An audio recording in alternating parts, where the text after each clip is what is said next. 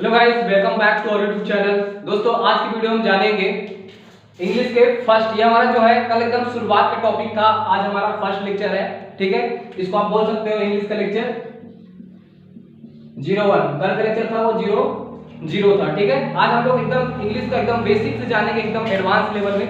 ठीक है, ज्यादा टाइम पास ना करते हुए सीधा स्टार्ट करते हैं कि हम लोग इंग्लिश की जरूरत हमको क्यों पड़ती है। ठीक है, हम लोग को इंग्लिश की जरूरत क्यों पड़ती है। ठीक है, सबसे पहले हम लोग 2-3 चीज समझेंगे आज। ठीक है, जो इंग्लिश है इसको दो प्रकार से देखो आप। पहला एज अ सब्जेक्ट के तौर पे, ठीक है। दूसरा एज अ लैंग्वेज के तौर पे। ठीक है, सब्जेक्ट के तौर पे अगर आप इंग्लिश को देखोगे तो ये थोड़ा हार्ड लगता है, बट एज अ लैंग्वेज के तौर पे देखोगे तो जैसे आज हम लोग हिंदी बोलते हैं, वैसे इंग्लिश भी एक प्रकार का क्या है, भाषा है। अगर आप किसी को इंग्लिश बोलते हैं तो जरूरी नहीं कि उसको इसका इंग्लिश ग्रामर सही है कि नहीं है। ठीक है, सब्जेक्ट के तौर पे हमको बहुत सारे रूल याद करने पड़ते हैं, टेंस याद करना पड़ता है, वर्ब का first form, second form, third form. But जब हम लोग लैंग्वेज की बात करते हैं तो इसमें कोई ग्रामर नहीं, कोई रूल नहीं। ठीक है, अगर आपकी मदर टंग अगर हिंदी है तो आप हिंदी बिना किसी हिंदी को सीखे, ग्रामर को सीखे बिना बोल सकते हो। उसी प्रकार अगर आप इंग्लिश, अगर आप फॉरेन में पैदा हुए जहां इंग्लिश ही उनकी मातृभाषा होती है, वहां के लोग इंग्लिश ग्रामर को बिना सीखे इंग्लिश फटाफट बोल पाते हैं। ठीक है, तो आज आप लोग एक चीज नोट कर लो कि इंग्लिश, ठीक है, कोई अगर किसी को इंग्लिश बनता है मतलब कि नहीं, वो इंटेलिजेंट है। ठीक है, इंग्लिश एक प्रकार की लैंग्वेज है जिसको हम लोग सीख सकते हैं और सीखने का बहुत सारे तरीका है। ठीक है, इंग्लिश को हम लोग पहले लिसन करके सुन सकते हैं, मतलब सुनकर सीख सकते हैं। ठीक है, दूसरा बोलकर सीख सकते हैं। ठीक है, तीसरा रीड करके सीख सकते हैं। ठीक है, और चौथा राइट करके सीख सकते हैं। ठीक है, तो ये सब चीजों को हम लोग उपयोग करेंगे अपने डेली लाइफ में, तो हम लोग इंग्लिश बिना ग्रामर पढ़े सीख सकते हैं। ठीक है, बट जो दूसरी जो सबसे इंपॉर्टेंट बात होती है, जो स्कूल में और जो कॉम्पिटिटिव एग्जाम में होते हैं, वहाँ इंग्लिश को हम लोग एज अ सब्जेक्ट देखते हैं। ठीक है, और जब हम लोग अगर सब्जेक्ट देखते हैं तो इसमें हम लोग को बहुत चीजें जरूरत होती है, जैसे पार्ट्स ऑफ स्पीच के बारे में पता होना चाहिए। ठीक है, टेंस के बारे में पता होना चाहिए। ये सब चीजें हम लोग एज अ सब्जेक्ट के रूप में देखेंगे। ठीक है, तो आज हम लोग इंग्लिश को हम लोग सबसे पहले एज अ सब्जेक्ट के तौर पे देखते हैं, उसके बाद हम लोग एज अ लैंग्वेज के तौर पे देखेंगे। ठीक है, चलिए हम लोग जानते हैं कि सब्जेक्ट के तौर पे हम लोग जब देखेंगे तो क्या क्या चीज की जरूरत पड़ेगी इसमें।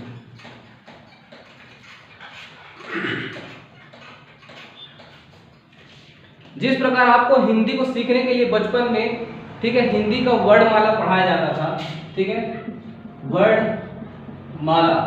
ठीक है, उसी प्रकार इंग्लिश पे वर्णमाला को बोलते हैं अल्फाबेट।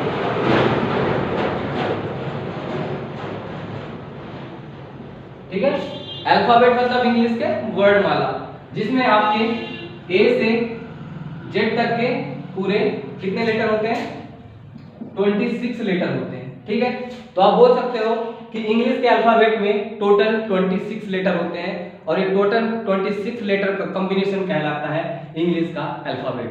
ठीक है, इसमें किसी को कोई डाउट? इंग्लिश के वर्णमाला में टोटल 26 अक्षर होते हैं, और ये जो टोटल 6 अक्षर एक साथ लिखे जाते हैं तो उस पूरे समूह को हम बोलते हैं इंग्लिश का वर्णमाला या अल्फाबेट।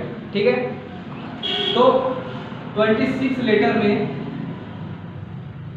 ठीक है, आपके 5 होते हैं वोवेल्स। ठीक है, और बाकी जो 21 बचे वो होते हैं कॉन्सोनेंट। ठीक है, 26 लेटर में 5 लेटर होते हैं वोवेल्स, और 21 जो बचे हैं वो होते हैं कॉन्सोनेंट, मतलब व्यंजन।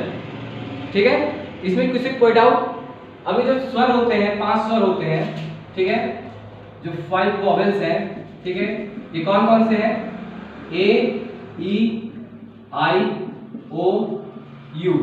ठीक है, मैं आपको इसलिए एकदम बेसिक से बता रहा हूँ क्योंकि बहुत सारे बच्चों को बेसिक ही नहीं पता रहते हैं। ठीक है, इसलिए उसका ग्रामर जब हम लोग आर्टिकल पढ़ेंगे, ए एन द, उसका उसका जरूरत कहाँ पास पड़ता है। ठीक है, तो वहां हम लोग जाके कंफ्यूज हो जाते हैं। ठीक है, तो इसीलिए हम लोग जानेंगे आज बेसिक से। ठीक है, और जो 21 कंसोनेंट होते हैं, इसके अलावा जितने भी लेटर बचे वो सब कहलाते हैं आपके व्यंजन। ठीक है, तो दोस्तों इस जो ये टॉपिक है, इस वीडियो का जो निष्कर्ष निकलता है, कंक्लूजन वो यह निकला कि इंग्लिश में जो ए से लेके जो जेड लेटर है, ठीक है, जब वो एक साथ लिखे जाएंगे तब हम उसको बोलेंगे अल्फाबेट, ठीक है।